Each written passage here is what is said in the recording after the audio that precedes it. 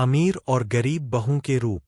प्रिया बेटा, तू इस बार अपने लिए 2 नई साड़ी ले ले, तेरी पुरानी साड़ियाँ खराब हो चुकी है। अरे माँ, साड़ी तो आपकी भी पुरानी है, पहले हम आपके लिए साड़ी लेंगे फिर मेरे लिए।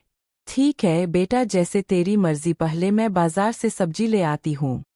हेमा जी बाजार में जब सब्जी लेने जाती है तो उनको उनकी पड़ोसन आशा जी मिलती है और वो कहती है, अरे बहन, कहाँ जा रही हो?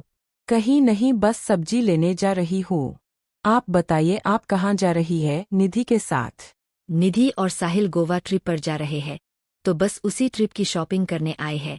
आप भी कहीं अपनी बहू बेटे को भेज दिया करो। अरे प्रिया को ज्यादा बाहर घूमना फिरना पसंद नहीं है। अरे बहन जी, बहाने मत बनाइए, आप इतने गरीब हैं, एक ट्रिप भी अफोर्ड नहीं कर सकती, सीधे सीधे क्यों नहीं बोलती? आशा जी हमेशा ही हेमा जी की गरीबी का मजाक बनाती थी, ऐसा ही वो पार्क में करती है। प्रिया बेटा, तुम पार्क में क्या कर रही हो? कुछ नहीं आंटी, बस घर पर बोर हो रही थी तो सोचा पार्क में आ जाऊं। हेमा, तू भी कमाल करती है। जब मेरी बहू बोर होती है तो मैं उसे शॉपिंग करने या मूवी देखने के लिए भेज देती हूँ। तू अपनी बहू को यहाँ पार्क में ले आई। आंटी, मुझे पार्क में ही अच्छा लगता है।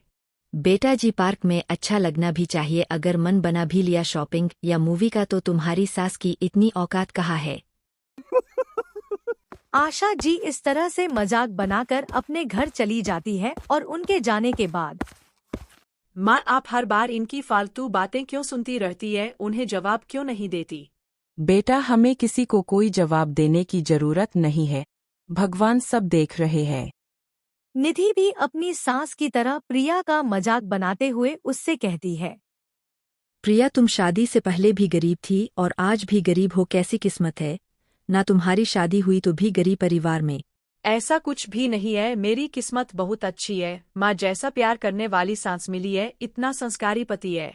प्रिया, यह सब तो मन को बहलाने की बातें हैं, सच तो तुम भी जानती हो क्या है।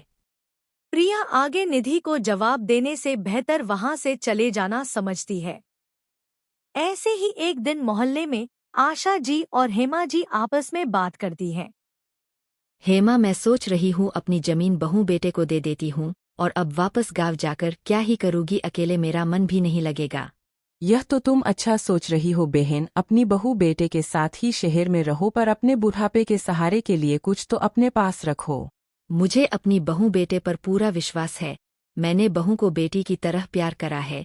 बहू मेरे साथ कुछ गलत थोड़ी करेगी। मैं अभी घर जाकर बोल दूंगी अपनी बहू को, अब मैं गांव वापस नहीं जाऊंगी। बेटा, मैं अकेले गांव में कैसे रहती, तो सारे खेत तुम्हारे और साहिल के नाम कर दिए हैं। गांव वापस नहीं जाऊंगी, तुम्हारे साथ यही रहूंगी। वैसे भी साहिल तो बिजनेस के काम से ज्यादातर बाहर रहता है, तुम भी है अकेली हो। अरे वाह मम्मी, यह तो बहुत अच्छी बात है, तो मुझे भी अब यहाँ पर अकेले नहीं रहना पड़ेगा। और अपनी सास के जाते ही निधि सोचती है, हे भगवान, हमेशा के लिए यह रहेगी और हमारे जीवन में दखलंदाजी करेंगी, क्या मुसीबत है ये। यार, साहिल को बताती हूँ। साहिल, तुम्हारी मम्मी अब गांव वापस नहीं जाएंगी, हमेशा के लिए हमारे साथ रहेंगी। खुद तो तुम बिजनेस ट्रिप करो, मुझे फंसा दिया, उनको बोलो वो गांव वापस जाए। मैं उनसे यह सब कुछ नहीं बोलूंगा, तुम अपने तरीके से देख लो।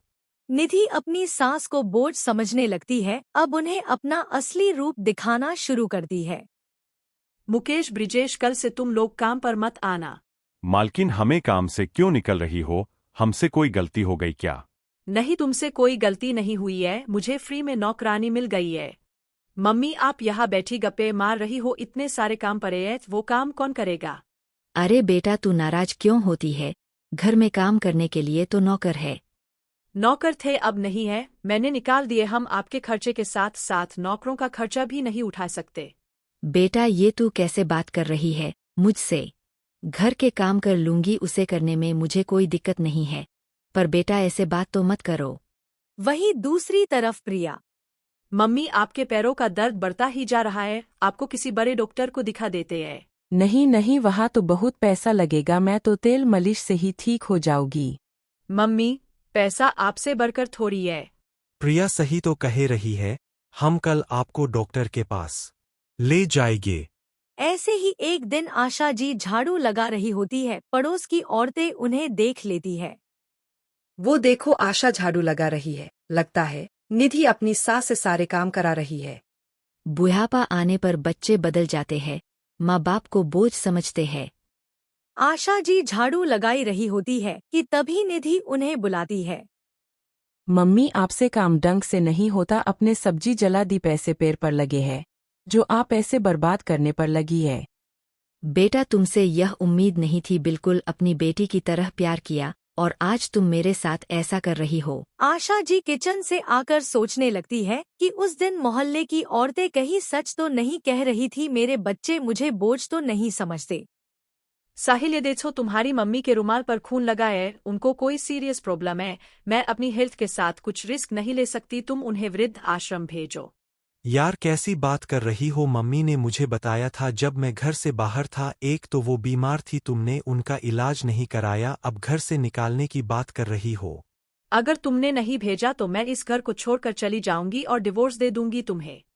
तलाक की बात सुनकर साहिल डर जाता है और वो निधि के कहने से अपनी माँ को घर से निकाल देता है। आशा जी के ऐसे बुरे वक्त में हेमा जी के संस्कार उनका सहारा बनते हैं, क्योंकि उनके बहू बेटे अपनी सास के साथ उनका भी सहारा बनते हैं और आशा जी को भी अपनी गलती का एहसास होता है। हेमा मुझे माफ कर देम, तो हमेशा तुझे नीचा दिखाने में लगी रही, अपने पैसे का घमंड दिखाया, अगर इन्हें संस्कारों पर थोड़ा भी ध्यान दिया होता तो आज मेरा बेटा बहू मुझे ऐसे घर से नहीं निकालते। अरे आंटी आप माफी मत मांगो, अब आप हमारी जिम्मेदारी है, आज से आप हमारे लिए हमारी माँ की तरह है। आशा जी अब हेमा जी के घर पर खुशी खुशी रहने लगती है। ऐसे ही कुछ साल बीत जाते हैं, साहिल और निधि के हालात बदल जाते हैं। साहिल को बिजनेस में एक बहुत बड़ा घाटा होता है, जिससे वो सड़क पर आ जाते हैं। साहिल हमने माँ का अपमान किया, उसी की सजा मिल रही है, हमसे हमारा सब कुछ छीन गया, हमें अपनी गलती सुधारनी चाहिए और माँ को वापस घर लाना चाहिए। माँ हमें अपनी गलती का एहसास हो चुका है, हमें माफ कर दीजिए, हमारे साथ अपने घर चलिए।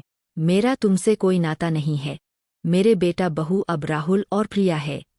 साहिल और निधि अपनी माँ को बहुत मनाने की कोशिश करते हैं, पर आशा जी नहीं मानती हैं और वह हमेशा हमेशा के लिए प्रिया और राहुल के साथ रहने का निर्णय करती है। इस तरह प्रिया और राहुल को दो माँओं का प्यार मिलता है, जबकि साहिल और निधि जीवन भर के लिए पछताते हुए रह जाते हैं।